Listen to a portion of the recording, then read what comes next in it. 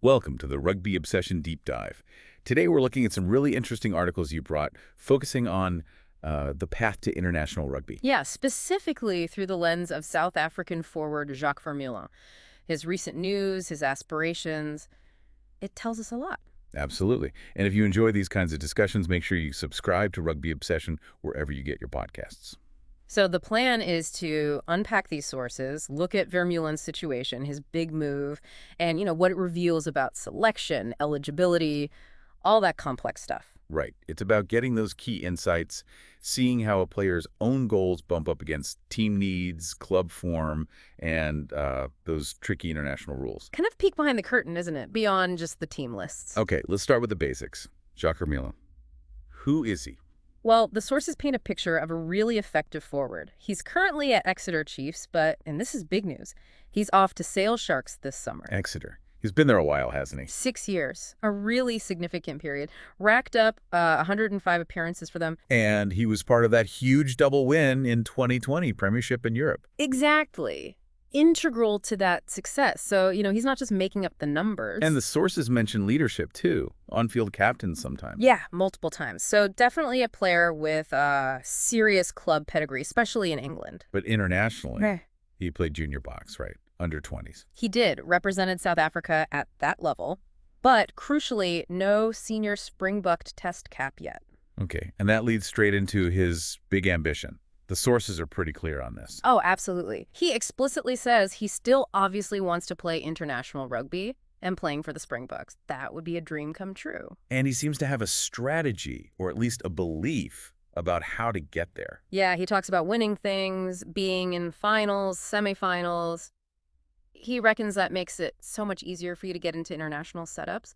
Club success translating to national recognition. He gives an example, doesn't he? He does, yeah. Warno Augustus at Northampton. Apparently, Augustus wasn't really, in the immediate picture for the Boks.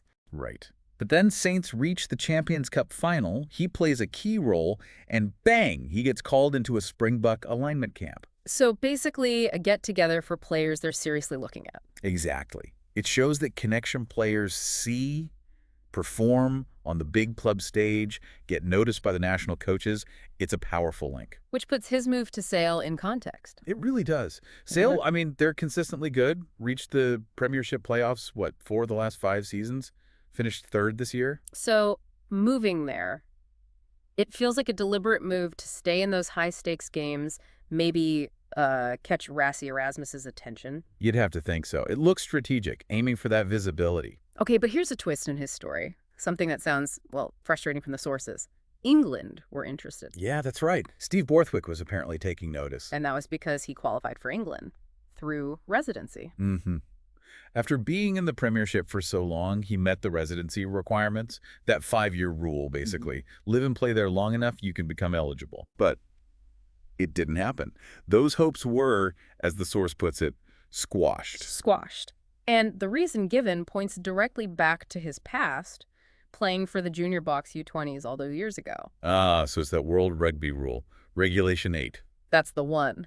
It essentially captures your eligibility. If you play for your home nation's designated U20 side, you're tied to that nation. You can't switch later, even if you qualify somewhere else by residency. It's meant to stop players switching too easily, I suppose, but wow. Yeah, and you really get a sense of his view on it from the sources. He calls it very frustrating.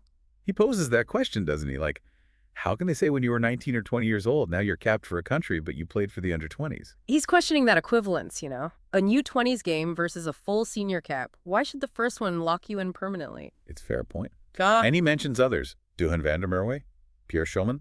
They played junior box too, didn't they? And now they play for Scotland. He does point that out. It raises questions maybe about consistency or how the rules applied, or maybe those cases fell under slightly different interpretations or timings of the rule changes. It certainly adds to his frustration. You can see why. It really highlights how these technical rules can have massive unforeseen impacts years later. Playing U20s probably felt straightforward at the time. Exactly. Not something you'd imagine would close doors down the line. Okay, so the England door is shut, but the Springbok dream, that's still alive. Yeah.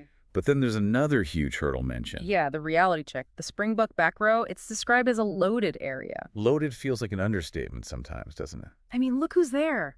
The sources list the big names. Yeah. The captain, Sia Khaleesi, World Player of the Year, Peter Steph du Toit, the force that is Jasper Wise at number 8. Just breaking into that starting trio. Wow. And that's just the starters. There's a whole layer beneath them. Absolutely. Players firmly in the mix, as the articles say. Quagga Smith, obviously. Right. Then you've got guys like Cameron Hainacum, Vincent Chituka, and Warno Augustus, we mentioned earlier. It's an incredible depth chart. It really is. So you've got Vermeulen, proven performer, Premiership winner, leader, making this smart move to sail.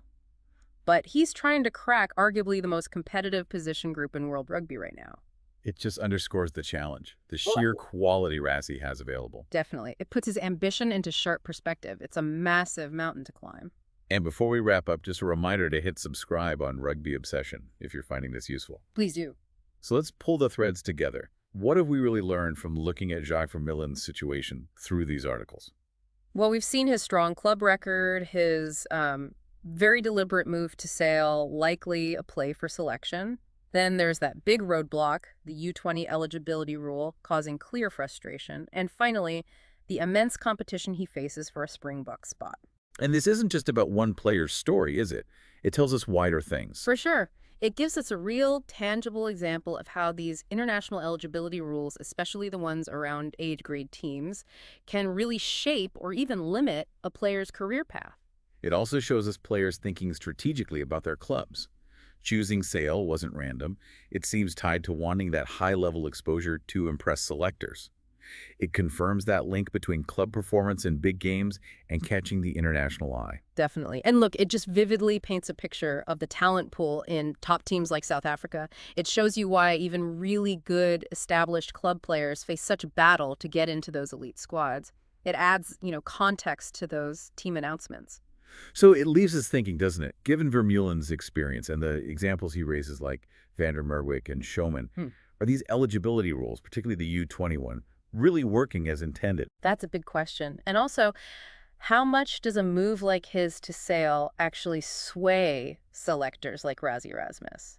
Is it purely form, or does the environment, the club's success, play a part? What do you think? We'd love to hear your thoughts. Absolutely. Let us know. Thank you for joining us for this Rugby Obsession deep dive. Thanks for listening. We hope you'll join us for the next one. And don't forget to subscribe to Rugby Obsession.